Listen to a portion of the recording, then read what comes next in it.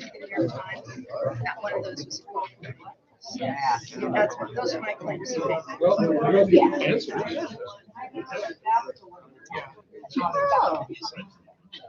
Okay, hello everybody, and welcome to our 45th annual Williamson Lectureship. We're we are extremely excited to see you all again here in person at Easter. We're very excited to have everyone back. We're super excited to, of course, see our guests and Walter here and Connie and everyone. Thank you so much for coming and continue to make this event the great thing that it is. Tonight we'll be having a retrospective on Walter Jon Williams' career as our guest of honor. Before that, to kind of warm us up and to recontextualize us with Williamson Lectureship history, we have Williamson Lectureship Bingo, which will be run by Eric Stanley. So I will turn things over to Eric. Does anyone need a bingo card before we get started?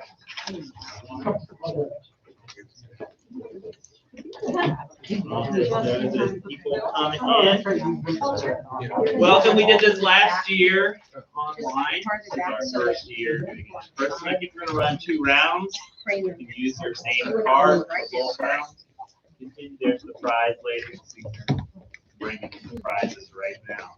So how this will go, I'll read you a little clue based on who our former guest of honor were at Williamson. I'll give you a little bit of background information about them, what year they hosted, and a few of their awards and noteworthy achievements. And then you can mark off on your bingo card if you have that person. If you get 5 in a row, it can be diagonal, it can be down, it can be across. Either way, just shout out and we will give you a prize. All right. We're going to start off with the middle square. Everybody's got a free square in the middle with Jack Williamson, our guest of honor, 1978, 1979. Also the namesake of this lectureship called the Dean of Science Fiction. Mark on your cards, Jack Williamson, right in the middle. Yeah. Our second clue today is our guest of honor, Walter Jon Williams, guest of honor of previously in 2005 as well as 2010. Wrote nautical adventure fiction under the name John Williams previously, in particular Privateers and Gentlemen. Also wrote Hardwire and the Quillifer series. So mark down Walter Jon Williams if you have him. Our third clue is going to be our 2015 guest of honor, Pablo Bacu. That's him. All right, Wind Up Girl was his debut novel, won a Hugo and Nebula and a John C. Campbell Memorial Award in 2010. Also named Time one of the top 10 books in 2009. Our fourth clue, 2002's Michael Swanwick, American author of numerous awards, including Nebula, World Science Fiction, and multiple Hugos for his work at the intersection of fantasy and science fiction. Our fifth clue, 2012's guest of honor, Carrie Vaughn, American writer, author of Urban Fantasies, the Kitty Morgul series, more than 60 short stories, as well as one of the authors of the Wild Cards books. Anybody? Nope. All right, our sixth clue for tonight, 1995's guest of honor, Jane Lentskold, an American writer of fantasy and science fiction short stories, including the novel Brothers to Dragons. Winners yet? All right. Our seventh clue of the night, 1987's guest of honor, Dr. Thelma Shin, a Jamaican-born Canadian speculative fiction writer. All right, our eighth clue for the night, 2014's guest of honor, Art Dula, a space lawyer, patent attorney, and literary executor of Robert Heinlein. All right, our eighth, 1979's guest of honor, Dr. June Goodfield, British historian, scientist, and writer of science fiction, including a number of scientific films. Contentious round of bingo. I know. Everybody's got it, right? Our next one, 1994 and 1999's guest of honor, Charles N. Brown, publishing editor, co-founder, and editor of Locust, the long-running news and review magazine. covering genres of science fiction and fantasy. All right, 1997's guest of honor, Mike Resnick. Won 5 Hugo Awards and a Nebula Award, also editor and co-creator of Galaxy's Edge magazine. Here you go. Yeah. Who do you got? Who are your five? Mike Resnick, Art Gula, Jane Lindskold, Michael Swanwick, and Thelma Shin. Thank you. It took me a minute to see it again. Oh, yeah. Here's your prize, a copy of Terraforming Earth. Thank you so much. All right, thank you everybody, and thank you Eric for running our bingo here one us up. Okay, everybody. Well, without further ado, then I'm going to turn things over to our retrospective with Walter Jon Williams and this long, illustrious, and very, very interesting career. He will, of course, be led in discussion by Johnny Willis, who also has a long, illustrious, and very interesting career. So I'm going to get out of the way and excitedly listen to them talk. Okay, all right. Well, I heard them say that that you wrote originally under John Williams. I did, yeah. But which books were those? That was historical fiction that I wrote at the very beginning of my career. There were it was called the Privateers and Gentlemen series. It was basically sort of Horatio Hornblower / Jack Aubrey in that genre, except with American heroes, which sort of breaks a rule. You know, the heroes have to be British. It's written somewhere. Really? Yeah, I think so. Yeah. Joe Walton's son was reading one of these books, and he came to Joe and said, "He's writing about the wrong side." Well, that all depends on your point of view. That's what I thought. Yeah. Now out in audiobook. Yes, that's right. The very first one has just been released in audiobook. Oh, wow. Okay. To Glory Arise, it's returned to my original title. Okay. And the narrator is Bronson Pinchot, and he's very, very good. Okay. All right. Excellent. Okay. So my question is, since you wrote under John Williams, did you also ever write under Johnny Williams? No. Darn. Well, that's too bad. You had an ambush ready for me. Well, no, I just thought, I just got to thinking. I mean, before John Williams was John Williams, he wrote under Johnny Williams, and I just thought maybe they were all you. Yeah. And you had actually written the scores for Star Wars. No, I wanted to use a pseudonym then, because I didn't think I'd be writing that for my whole life. Okay. Right. And the one I had picked, my Finnish grandfather's name was Kuusikoski, spelled Kuusikkoski, and I said I wanted to write it under V.V. Kuusikoski. And they said no one would know how to pronounce it, and I said that doesn't matter. No one would be able to forget it. That's true. It'd be, that guy starts with K. So did you make a mistake?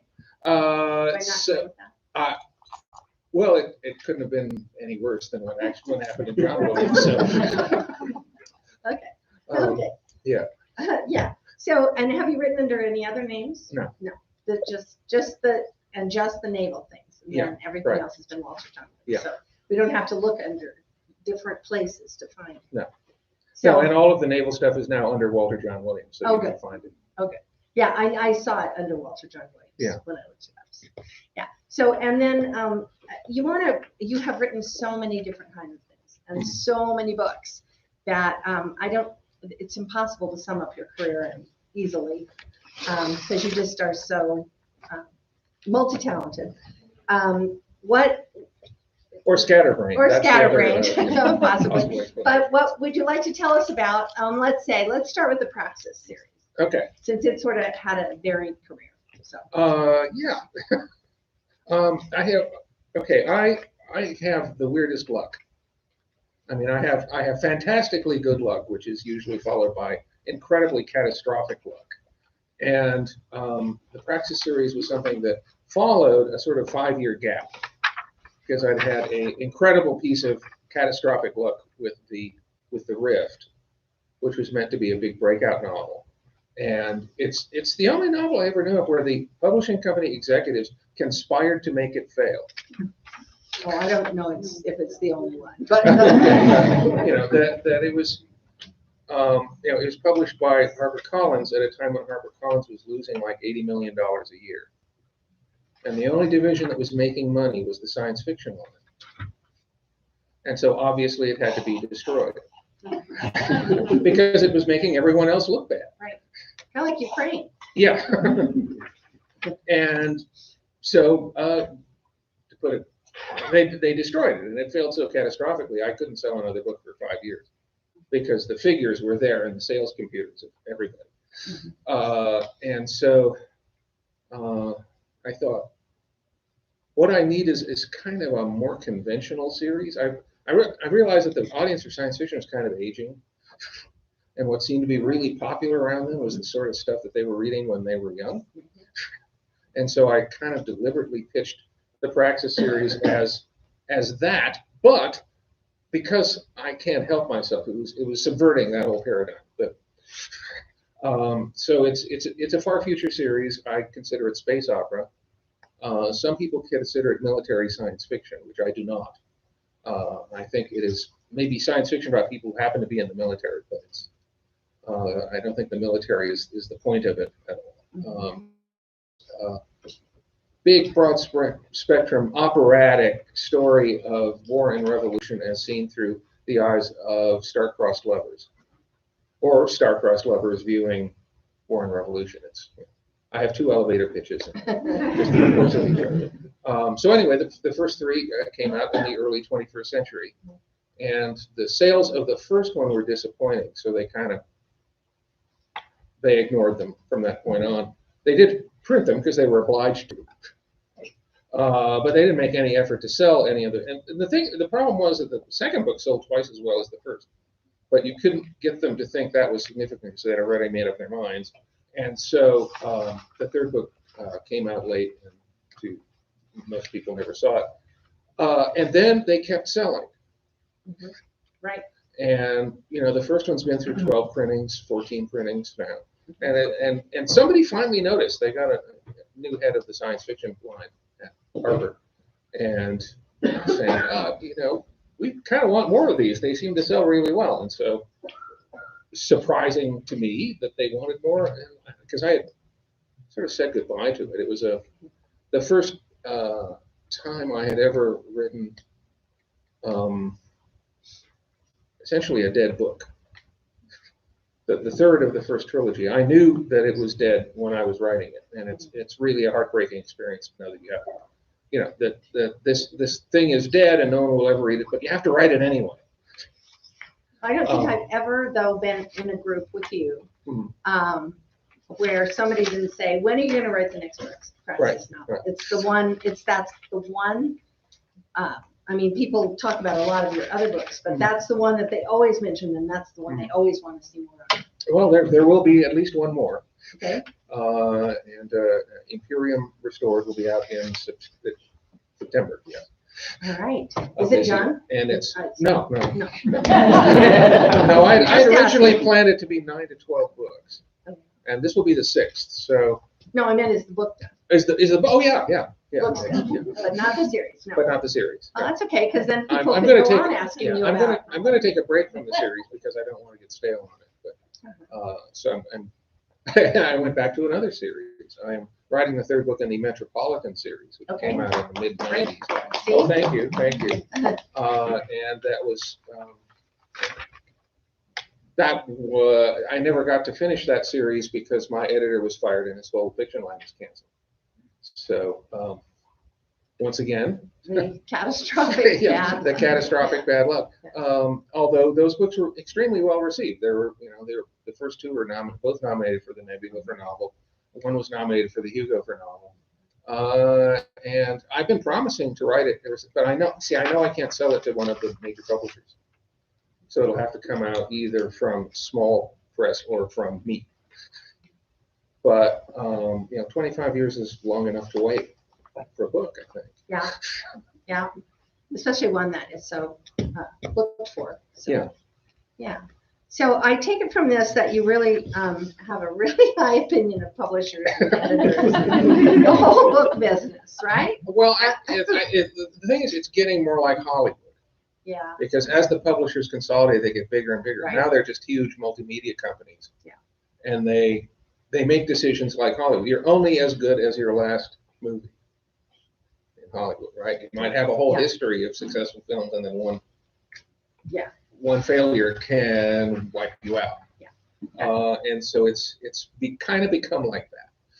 And so I want to sick the antitrust division on every publisher in the world now. When I broke in, there were maybe 20 places I could sell my work. Right. And now there are 5 going on 4. Right. Depending on what the antitrust division decides about the latest merger. Yeah. The market's just getting narrower. Writers are earning less and less. And the ideas, I mean, the decisions are becoming more and more purely money-based, but not in a, whatever sells even. Yeah. It's more, it's very odd. Well, I think you have people who don't read in charge of publishing companies. And I think that's a lot. I mean, they'll read self-improvement books, and business manuals and stuff. They're reading our kind of thing. No. One of the things selling books used to be relatively easy for me.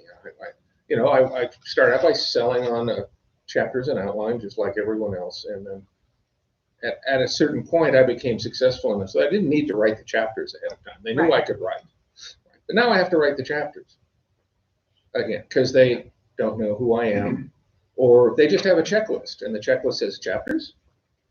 Right. And so they have to put a check by chapters in order to get the book considered at all. Yeah. And this is one thing I encountered, one discouraging thing I've encountered recently. Yeah, there's lots of discouraging things right now. Let's say something. Let's move to okay, so a cheerful topic. Yeah.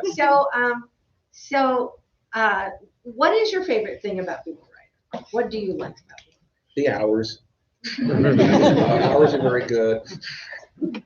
I work like a couple hours a day.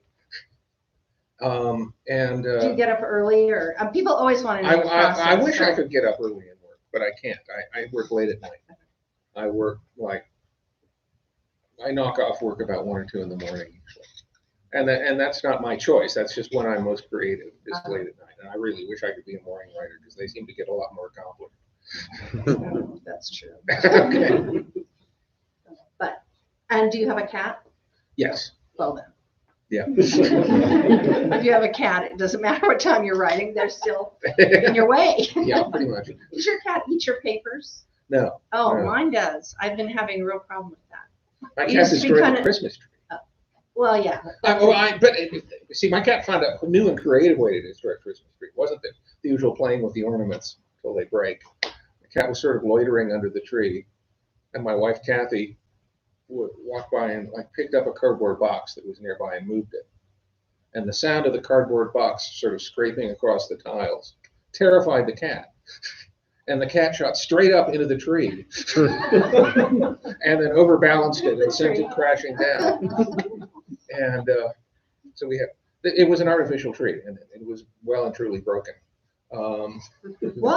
And that's what cats do. Yeah, so. Now we have a new artificial tree. Yeah, I've been really worried. My cat used to nibble the edges, that they use like spiral notebooks. So then there's torn edges to chew. Now, the other day I came in and an entire third of the page was missing, and I'm like, I can't read what was on there. So it seems to be getting worse. Your cat doesn't do that? No. My cat isn't that interested in me. Your cat doesn't lie on your papers or your computer or No. My cat stays on the ground. It likes to be on the floor. It doesn't like to climb things. Well, it's a ragdoll. It's basically only interested in me if I am lying down on the floor or lying down somewhere else or in the kitchen. That's the other. Yeah. That's the other given. Do you have a dog? No. I like dogs, but I'm gone too often. I travel too much. Yeah, and dogs need more attention. Cats are much more self-sufficient, even though they pretend they aren't. So you work late at night, and then when you're not doing this measly 2-hour writing shift, what do you do?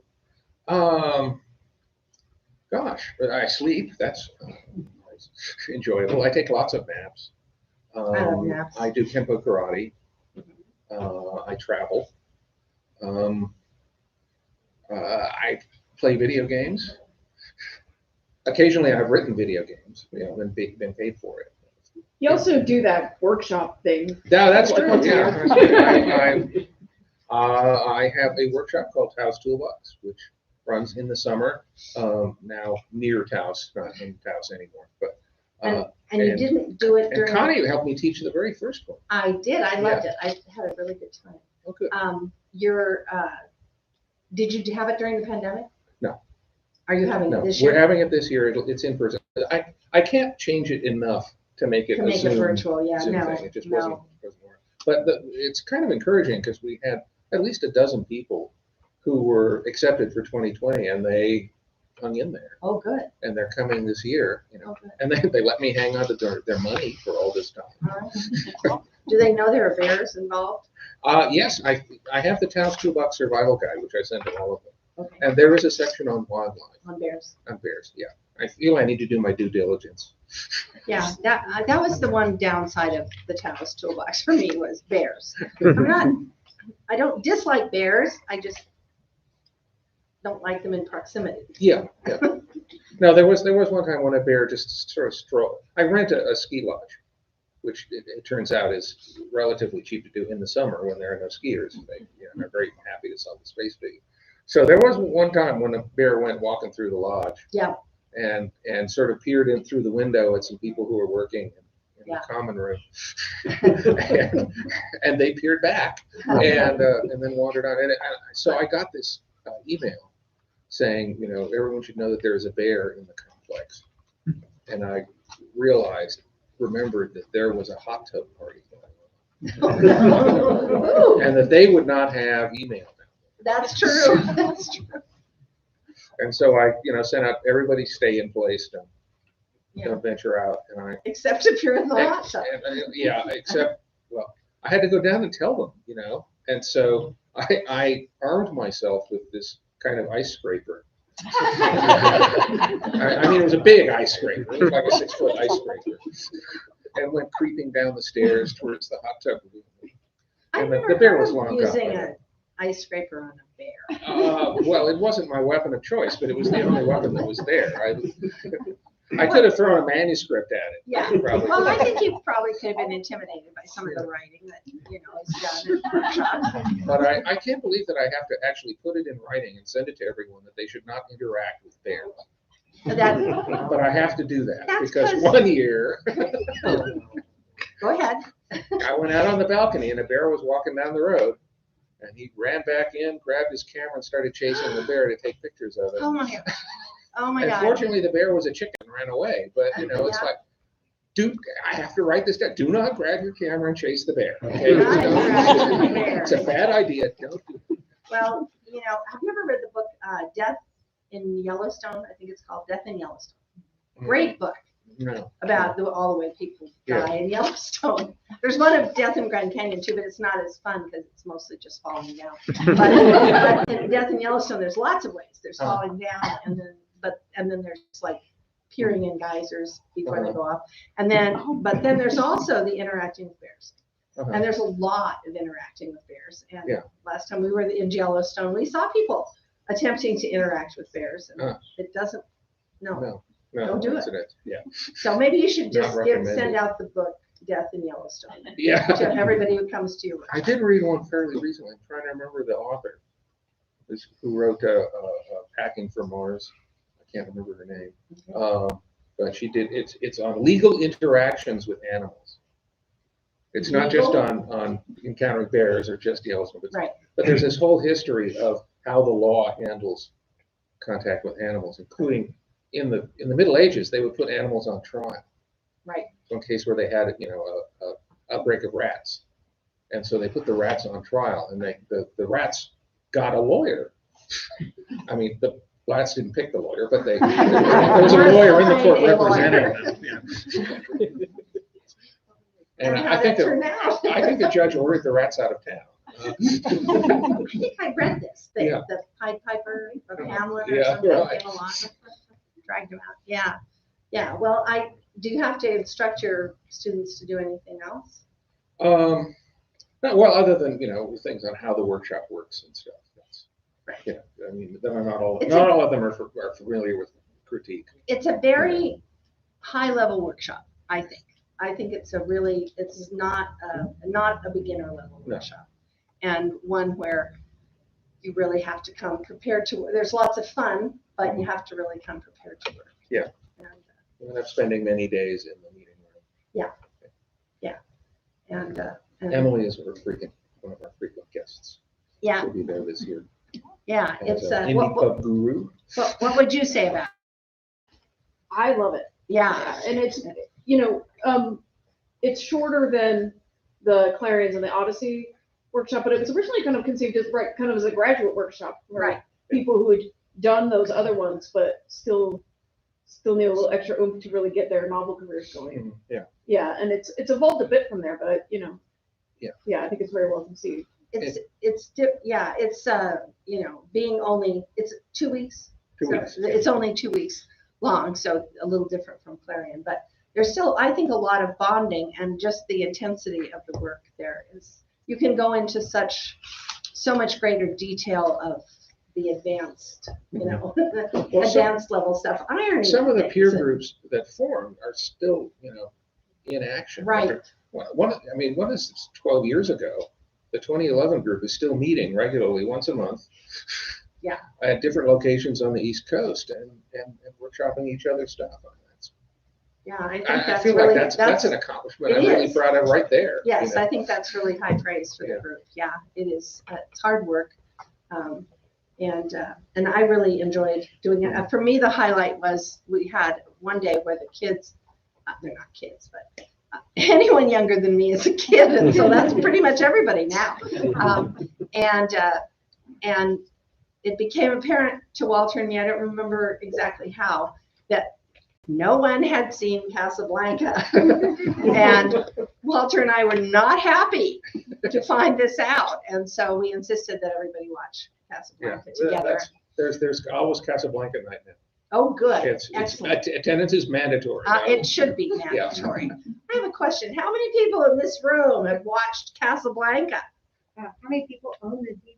Oh, there you go. All right. Uh, Okay, well, that's not too bad. That's not too bad. The rest of you need to go home immediately and watch it. Best okay, movie here's ever. Here's another question. How many of you have seen Carrot Blanca With bugs. with Bugs Bunny as Oh, yeah. in the Yeah. Humphrey Bogart report?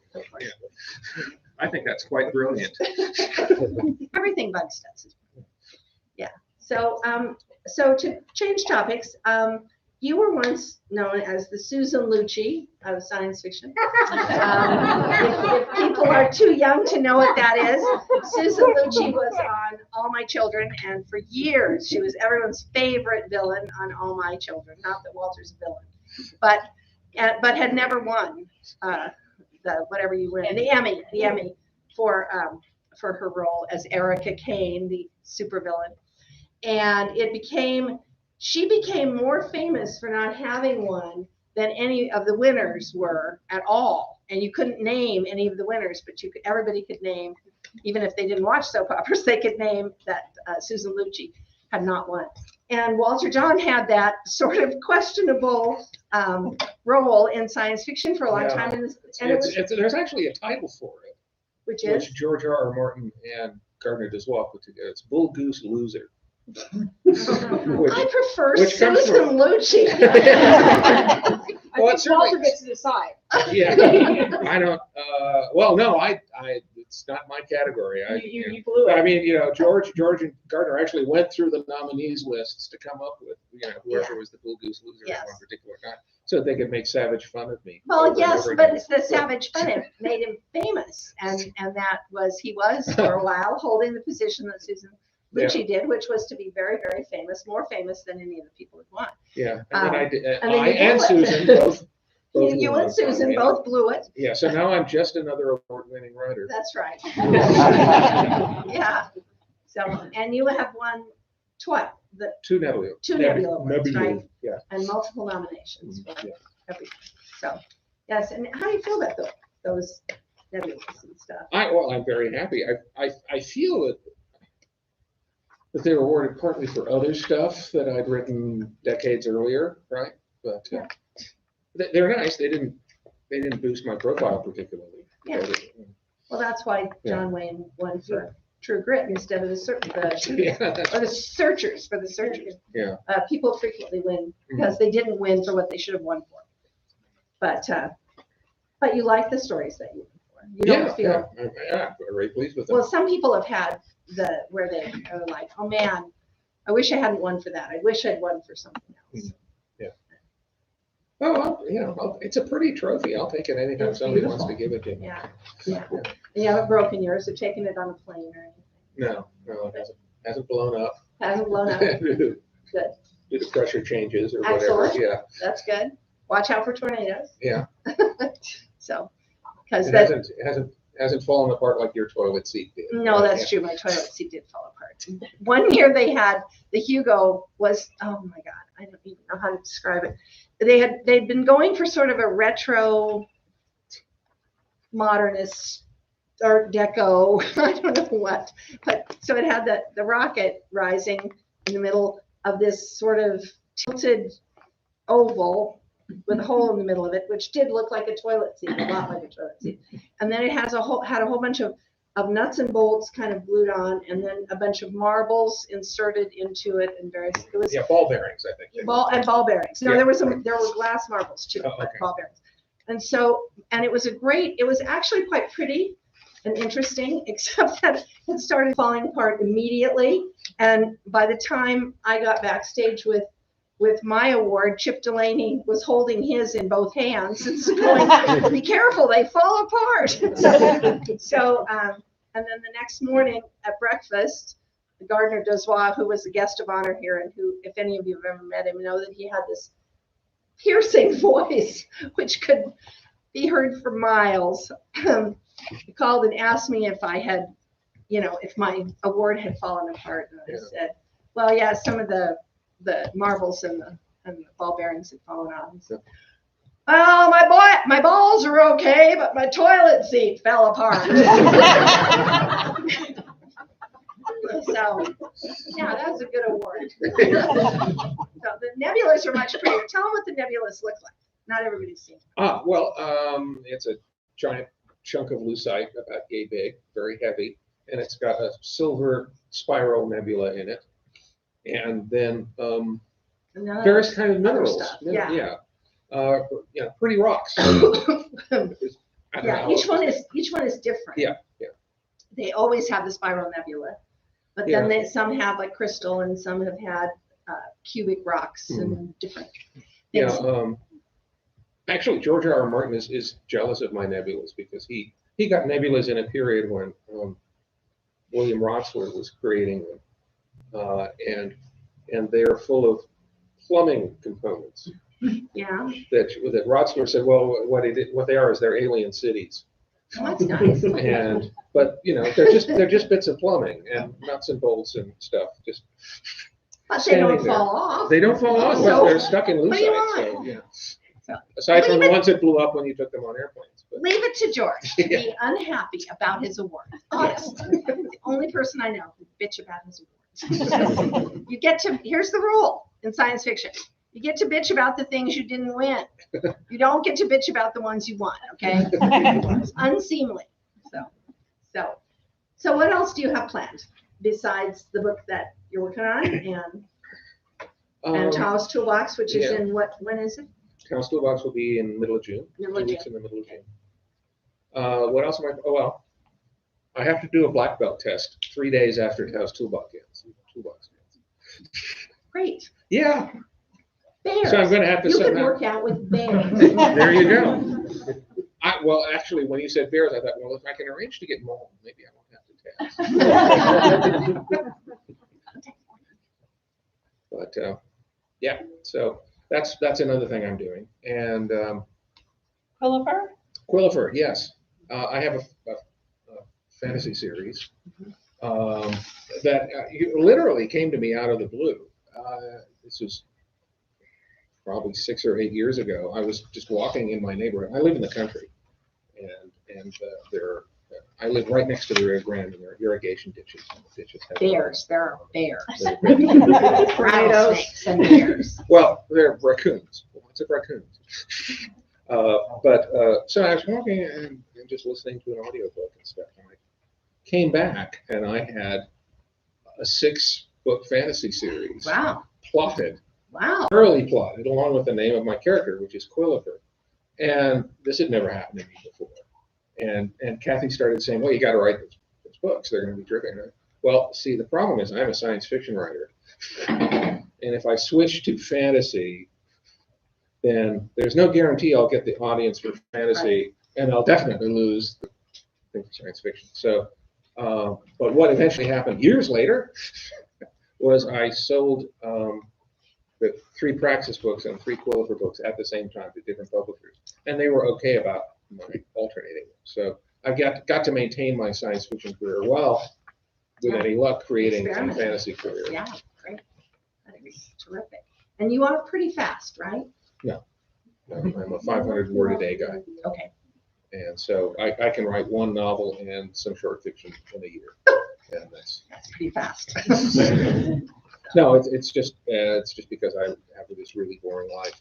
Well, I just plug away at it. I'm not fast. I really am. Well, I have a question. Yeah. How has the pandemic affected you? I got a ton done because I wasn't doing any travel. I did. Yeah, I did. I wrote 2 books during the pandemic and some other stuff. Because didn't go out. Yeah. So the pandemic was kind of good to me. I did a lot of cooking. But it didn't dry you up as far as ideas or No. make you anxious and depressed or anything. Well, I'm anxious and depressed at the best of times. So yeah, probably not. I think Kathy will agree with me that didn't change much. So Probably not, no. yeah. Well, good. That's good. Yeah. So, yeah, and you did get obviously a lot done. Yeah, and I did get COVID eventually. So that's. And how are you doing? I have very minor symptoms of long COVID. So stand by. Not the brain fog. Well, once again.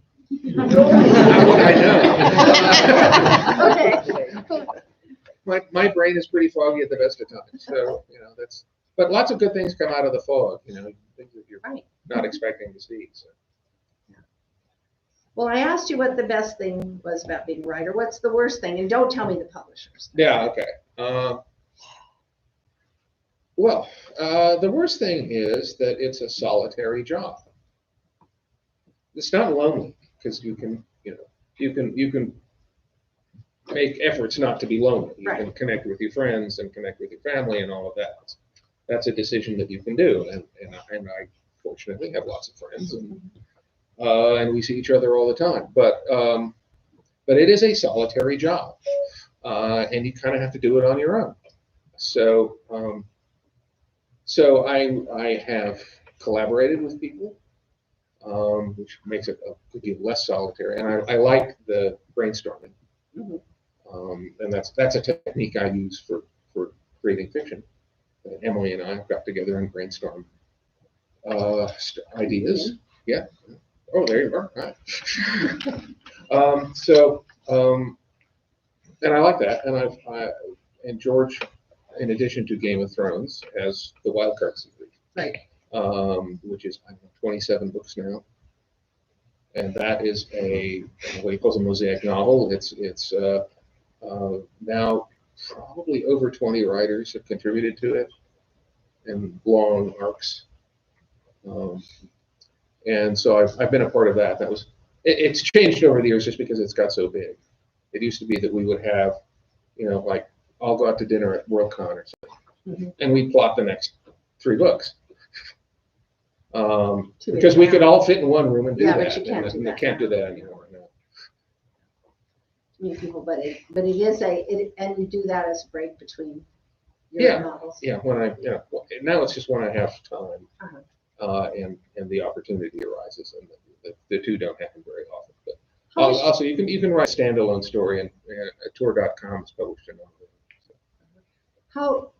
How is your life the way you imagined it would be when you were a kid, and how is it different? I think when I was younger, I was compelled to do it, and I couldn't help myself. I mean, I really couldn't. I was just writing all the time. I was coming up with ideas all the time, and sort of as I grew older, that compulsion kind of faded. So now it's a choice. You know, before I would just charge into the office and start writing, and I was very productive. And now I have to make myself go to the office and write, you know, and have to find a reason to write every day. Before I didn't need to do that. So that's kind of, I've slowed down a bit, I think. And also, my ideas have gotten kind of bigger. That before you know, most of my novels were standalone books. And now I am in big series. Right. You know, and if I can't finish the big series, I'm kind of out of luck. You know? Yeah. So what do you want to do before you die? Assuming that's not the assuming of the calendar. I just think it's a question that I think about all the time. Yeah. Well, I have quite a lengthy bucket list. I know. Yeah. So there's a book that I started 25 years ago about Benjamin Franklin. It's a novel about Benjamin Franklin, and I've been unable to sell it.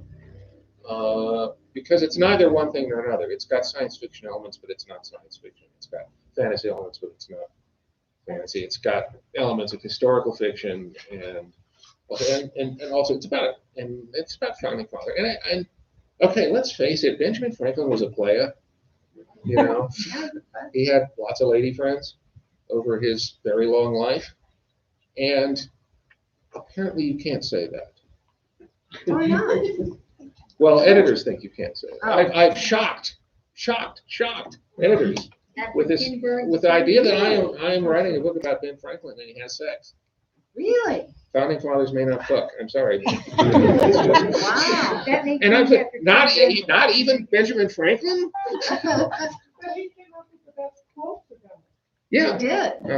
And if you go back and read the original Poor Richard, they are really bawdy.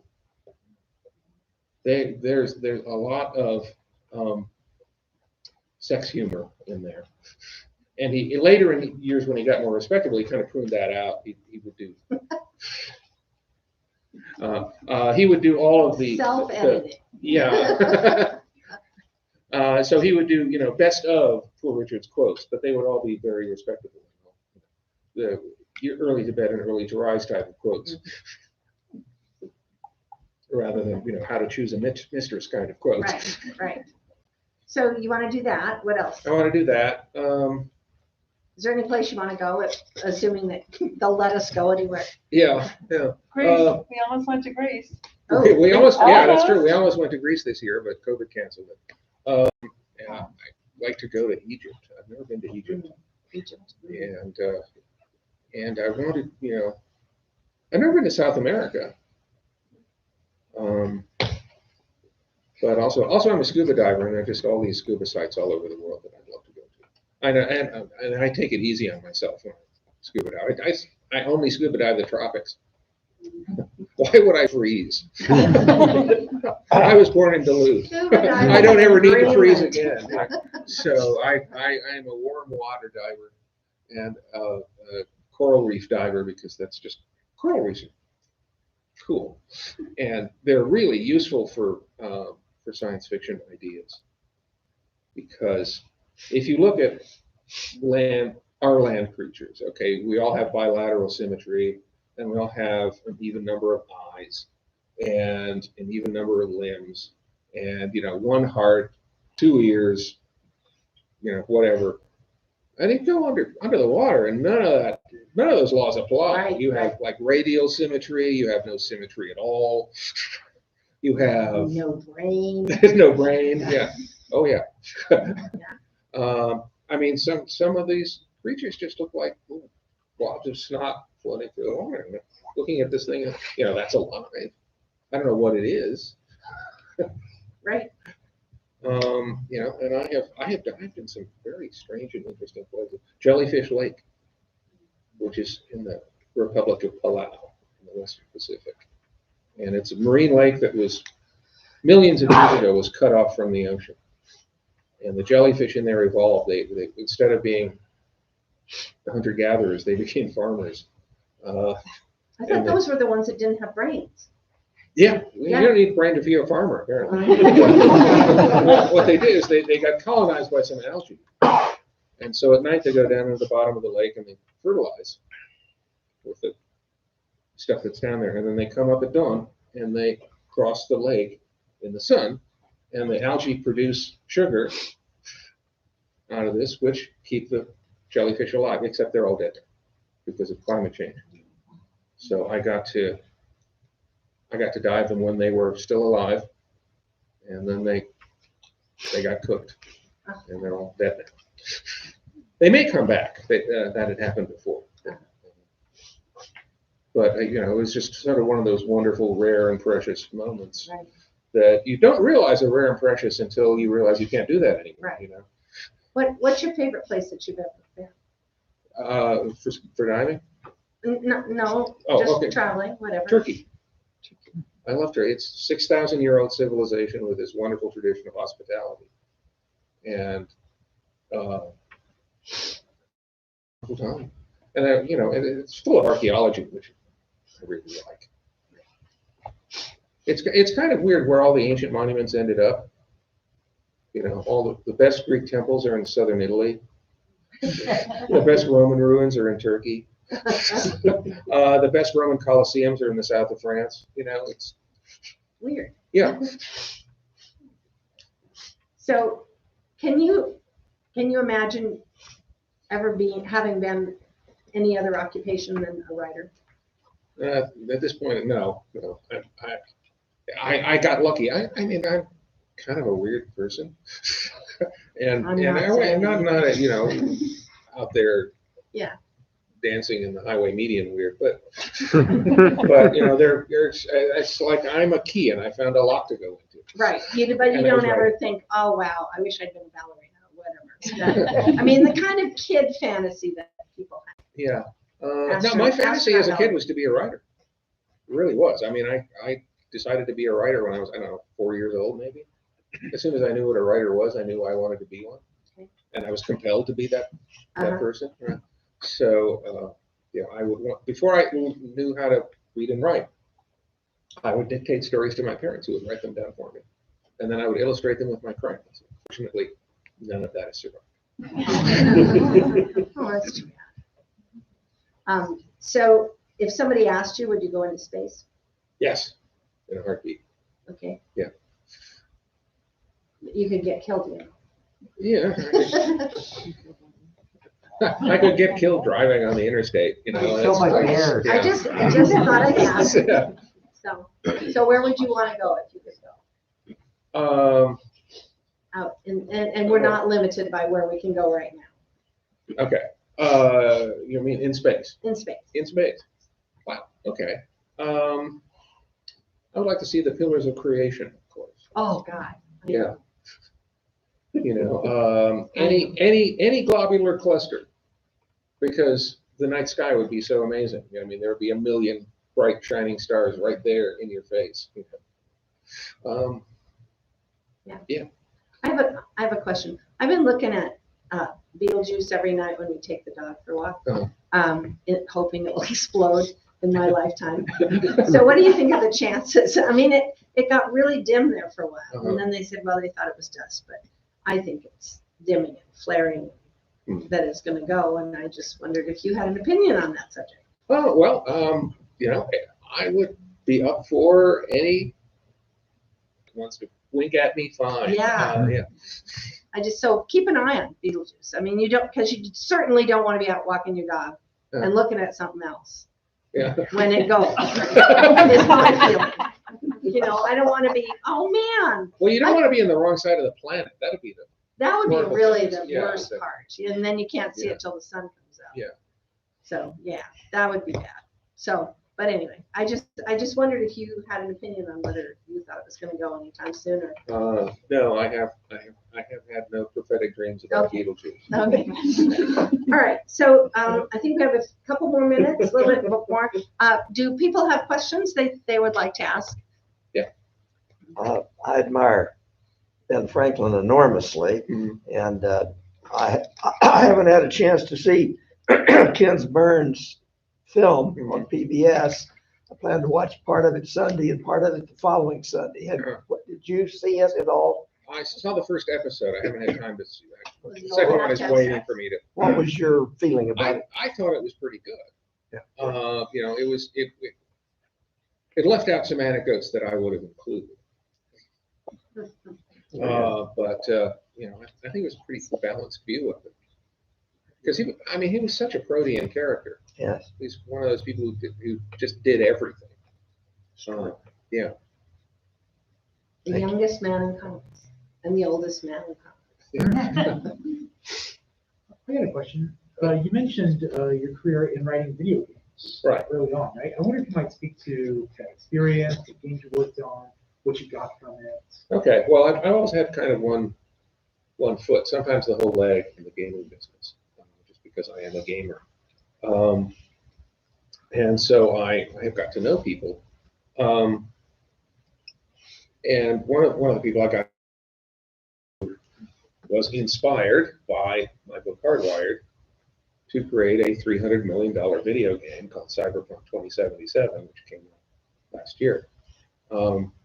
Now, I did not benefit from this in any way. I mean, inspiration is free, apparently. But for a while, that game came out and, again, it borrowed my bad luck because they had tested it on the up-to-date platforms, but they hadn't tested it on the platforms that were actually sitting in most people's phones. And so the videos that resulted are really astounding, And I remember, driving along, and in my little video car, I'm driving along, and a person falls out of the sky. What just happened? And it had nothing to do with anything. It was just some kind of computer glitch. And in one case, I was on my motorcycle, and the motorcycle just took off into the sky.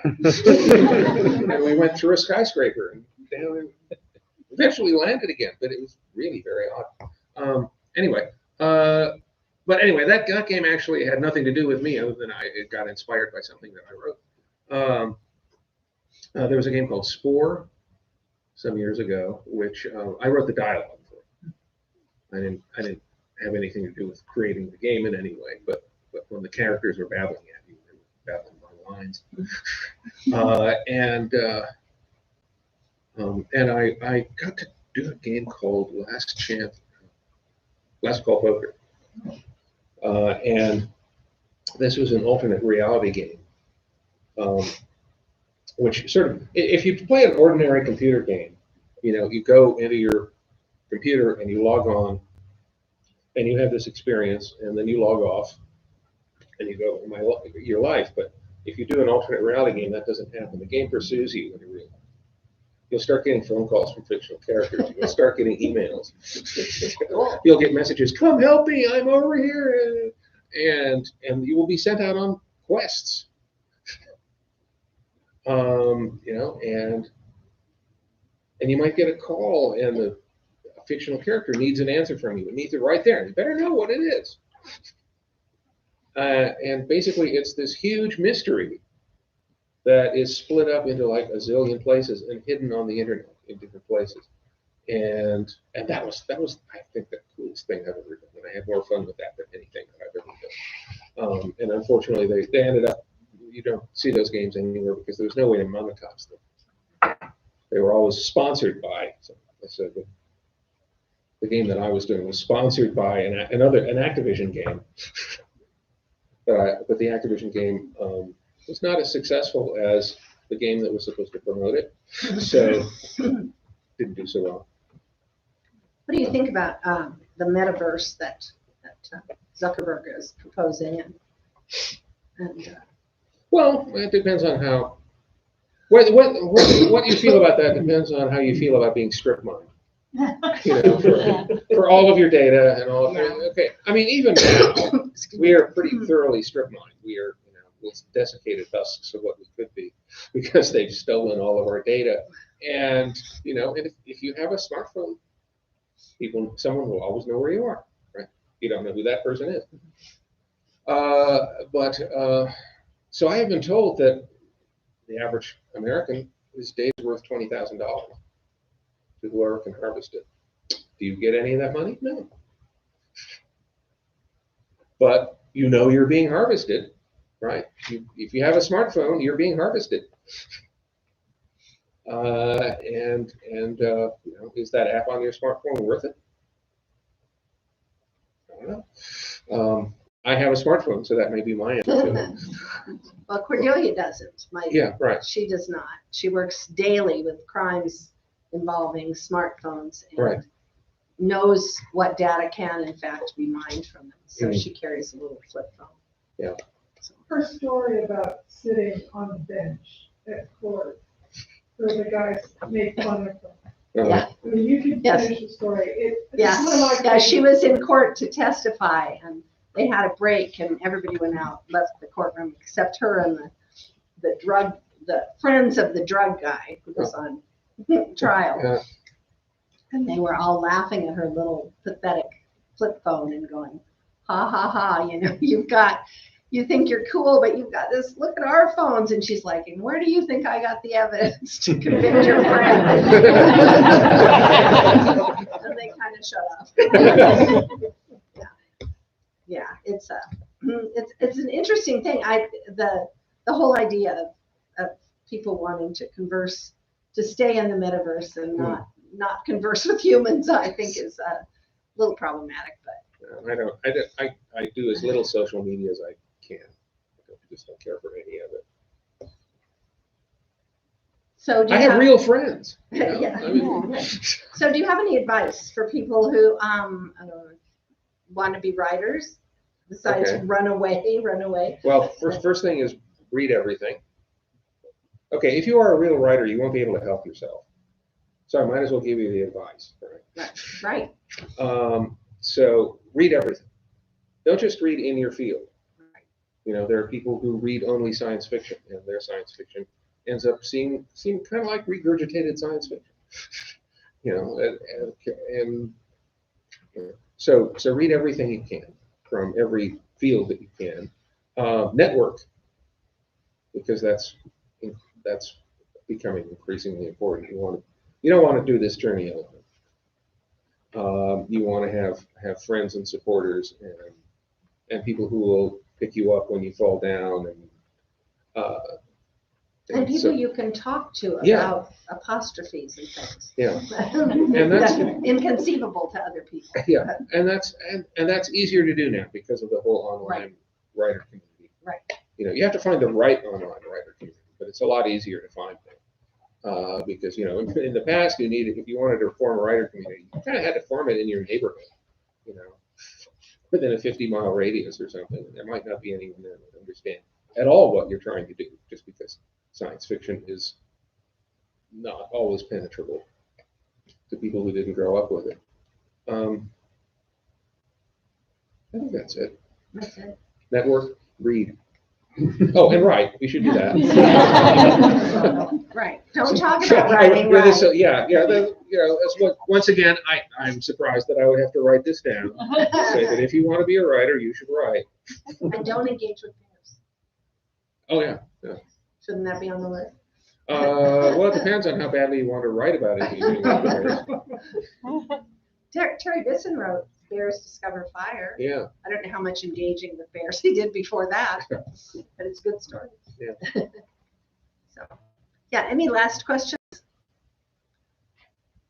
What are you reading now? What am I reading? I'm reading Ada Palmer's Terra Ignota series, which is really magnificent if you like that sort of thing, and I do.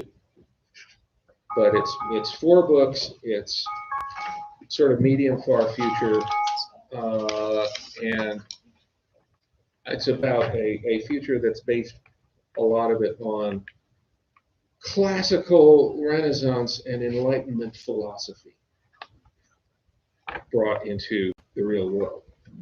And it's anyway. I'm eager to see how it goes. Ada is incredibly smart. She is a Renaissance and Enlightenment scholar. She's an academic. She does a lot of stuff. She writes this amazing fiction. She records Norse songs. And she teaches, and she takes her friends, to Italy to experience the Renaissance. In her spare time. In her spare time, yeah. So, okay, one last question. If you could, well, I don't know how to phrase this. What do you like best about Ben Frankel? That he was so approachable. Yeah. It's Jefferson. I don't know. Washington would be kind of intimidating to approach, but Ben Franklin, you feel like you could just go have a cup of coffee with him and chat about whatever, and he'd be interested in whatever. Yeah. He was interested. Yeah, in whatever. he was interested in everything. Yeah. Yeah, he's my favorite of the founding fathers. So. Yeah. Great. So, well, thank you very much. Walter Well, Jon just scratched the surface here of all of the books that he's written and all the things he's done, and I'm sure you can ask him about specific titles, and we'll hear more from him tomorrow at lunch. That will be lovely. So, and I have a reading in the morning. So please come. Yes, he has a reading in the morning. And what time is that? Yeah. The reading is at 10 o'clock. And then lunch is at noon. at noon. Okay. And the panels start at 3 o'clock and go all the way to 3, 4, and 5. And the reason for that is that so there's time to go to the Do Drop In or wherever to get ice cream in the afternoon before the panels. Because nonstop eating is part of the tradition of the Jack Williamson lectures. I will also promote us. There's another ice cream shop in town these days, Landals, which makes their own ice cream in house. Right. Very good. Yeah, Oh, wow. Oh, Okay. all right. Duragis flavor is pretty good. Is it a good flavor? It is a good flavor. That's why. What is it? It's coffee, chocolate, and like toffee. Oh my God. Pretty solid. That does sound like the best. Deadly coffee. And where is that? Where is that? It's on C, isn't it? Avenue C. Yeah, Avenue C. And Fifth. Is it that actor guy? Fifth Yeah, and- it used to be a video store. Fifth and C. It's a sandwich and ice cream shop. Yeah. Sandwich shop. Very good place. It was a video store and ice cream shop. It was a video store with the coffee, ice cream, sandwich shop. Now it's just the coffee sandwich. And just if any of you, if this is your first time in Portales, you can get lost here. I know it's a small town, but you can get lost here. How would you know that? I'm just saying, it's kind of a funny town, and some of the streets follow the grid of the railroad track, and then others are on a north-south. And if you're east-west. following Connie, Don't follow me. the whole lectureship went how far before Oh. Charlie Brown finally admitted he knew where Jack's house was and he was just messing with you? Yeah, that was, my worst night was, we went from here, this room, over to Jack's house, which is maybe like 10 blocks at the most. And I got thoroughly lost with 5 cars behind me. Yes, and I was driving one of them. And you were driving. I was one. driving one of them, and we were just going along. I was thinking, well, I know where Jack's house is, but I want to see where this is going. and I was with Charlie Brown, and finally I got so despairing that I stopped the car, pulled the car over. All these people, of course, pull over. And then I got out, and whoever was, it might have been you, that car behind me, and said, I am totally lost. I have no idea where we are. Does anybody know where we're going? And whoever, I said, do you have a map? And they said, well, we know where it is. And I'm fine. Then you pull around and you lead the way. So they did. And so then I got back in the car, and Charlie said, what was that about? And I said, well, I got lost and I don't know how to get to Jack's house. And he said, well, I know how to get to Jack's house. And I said, why didn't you mention that before. He said, because you are so funny when you're lost. And I remember when we finally got there, walking into Jack's house, Patrice was in the kitchen. I said to Patrice, keep him away from me and walk to the other end of the house.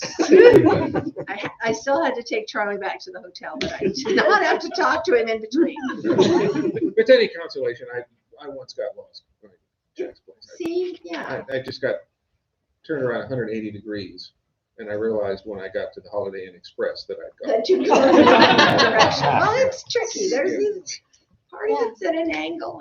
And anyway, so, but just keep that in mind when you're trying to find wherever it is you're trying to find.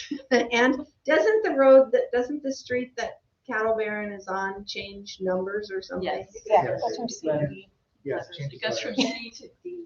Yeah, Yes. it goes from C to D without going anywhere. I mean, it just, you're on C and then you're on D, or vice versa, and it's not funny. So yeah. So anyway, but eventually that takes you down to Captain Jack's ranch house. well, eventually, That's true. yes, but it's a long one. So yes, but I'm so glad everybody's here, and Walter Jon is so glad everybody's here. It's so nice to see people in person. Oh my God. You know, I've started traveling again, and it's just such a relief. I know. I'm happy to see everybody, including the people I don't like. I'm pretty sure that's going to go away soon, but for right now, it's like, I'm so happy to see all of you. So we'll see if that lasts. Yeah. So. Well, on that note, please join me in giving Connie Wilson Walter Jon Williams.